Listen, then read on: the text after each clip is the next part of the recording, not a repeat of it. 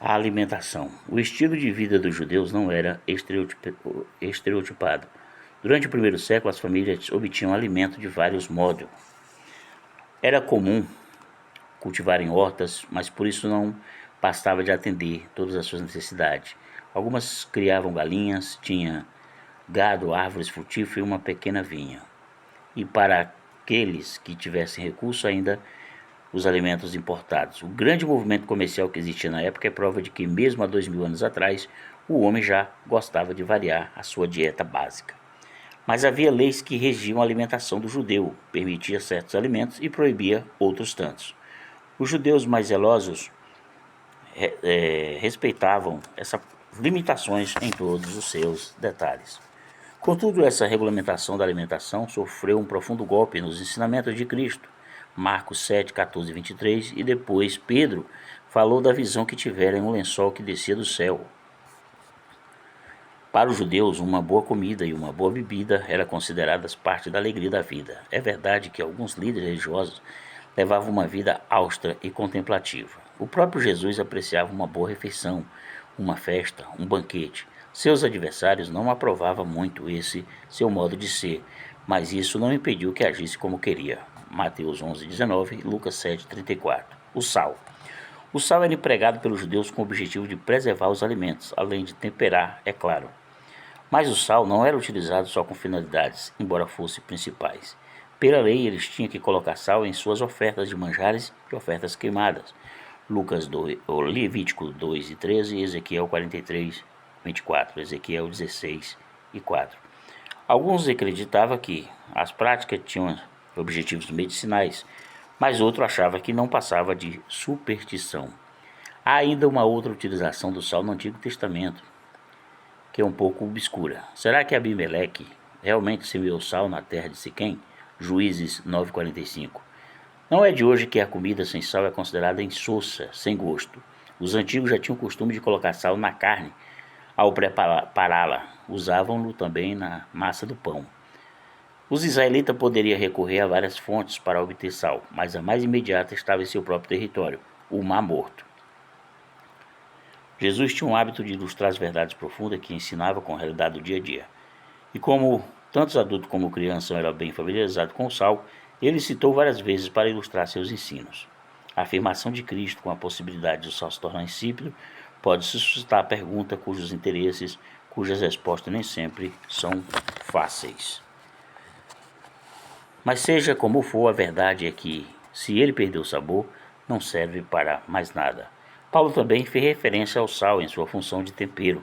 Escrevendo à igreja de Colosso, ele disse que a palavra dele deveria ser temperada sempre com sal. Colossenses 4 e 6. O peixe. O peixe comercializado em todo o país passava antes por um processo de salgamento para ser desidratado. Alguns tipos eram importados de lugares distantes, como Roma.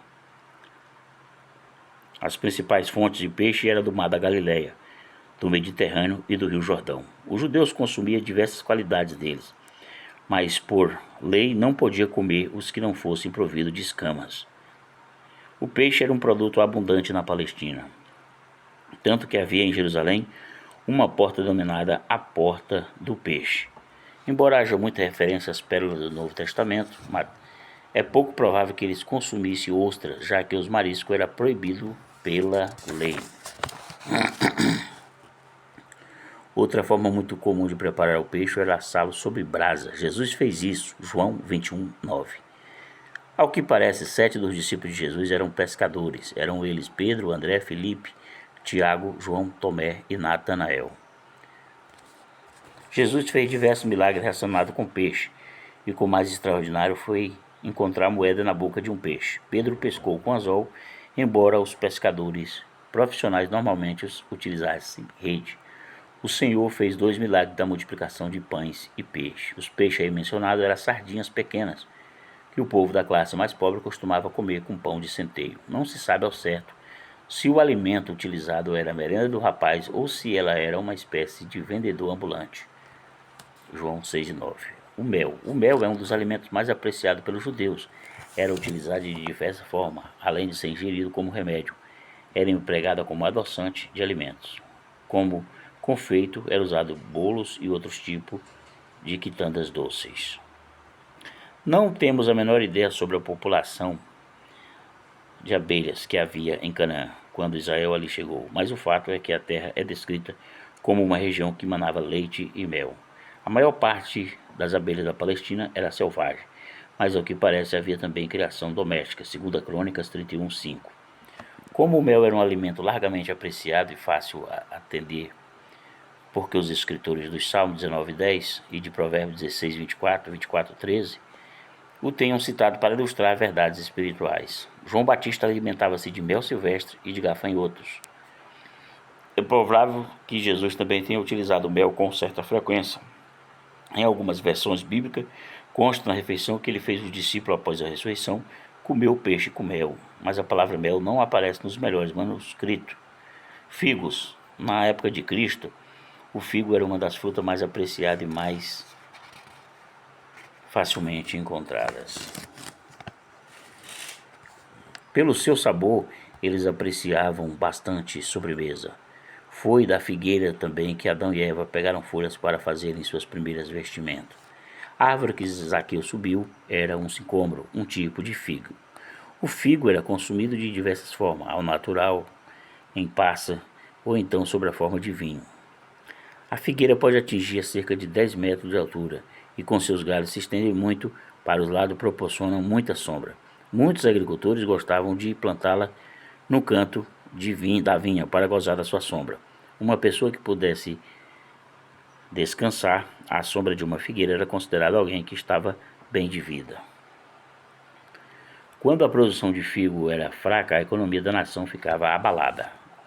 Abacuque 13:17. Devido à abundância desta árvore no país, eles eram muito utilizados em lições objetivas. Quando Tiago afirma que a figueira não pode produzir azeitonas nem a videira figo, os leitores puderam visualizar perfeitamente a imagem dela. Na Palestina, as figueiras começaram a brotar em fevereiro, após o inverno. Em abril já estavam cheias de folha e em maio e junho os frutos já estavam maduros. No caso da figueira, que se secou devido à repreensão de Jesus, e talvez nunca encontrei uma explicação perfeita para o ato. Azeitonas. O óleo de oliva era bastante usado para fins encontrado em quase todas as casas de Israel para preparação de alimentos, para banhos de óleo, tratamento de doença ou iluminação da casa. As oliveiras cresceram bastante na Palestina e no Monte das Oliveiras, onde Jesus pregou, havia muitos pés.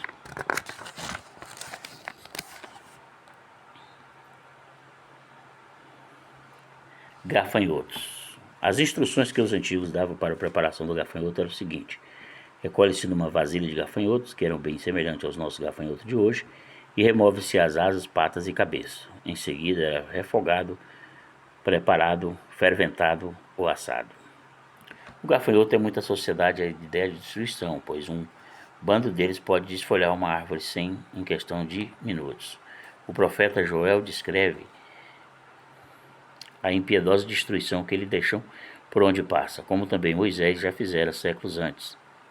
Leite. O povo de Israel consumia bastante leite de vaca, de cabra, de ovelha e de camela, que eram fornecedores básicos desse alimento. Uma maneira muito comum de utilizá-lo era sob forma de coalhada. Eles deixavam o leite coalhar e fazia o kefir, um alimento semelhante ao nosso iogurte, que dispensava a refrigeração. A promessa de uma terra que mana leite e mel faz pensar em um lugar de boas pastagens para o gado. Os ovos. Embora poucos mencionados na Bíblia, o ovo era um grande alimento bastante comum. Desde os tempos mais antigos, o homem recolhia-se em ninhos de aves silvestres a partir de 500 depois de Cristo. Como hoje, eles preparavam os ovos também de diversas maneiras, inclusive frito e cozido. Jesus mencionou o ovo quando estava falando sobre o caráter generoso de Deus, nosso Pai. Lucas 11:12. As tâmaras. Essa deliciosa fruta estava sempre presente no cotidiano do povo judeu. A semelhança de outros tipos de alimento, a tâmara não é mencionado muito na Bíblia, contudo é bem provável que Jesus já tivesse comido tâmaras também.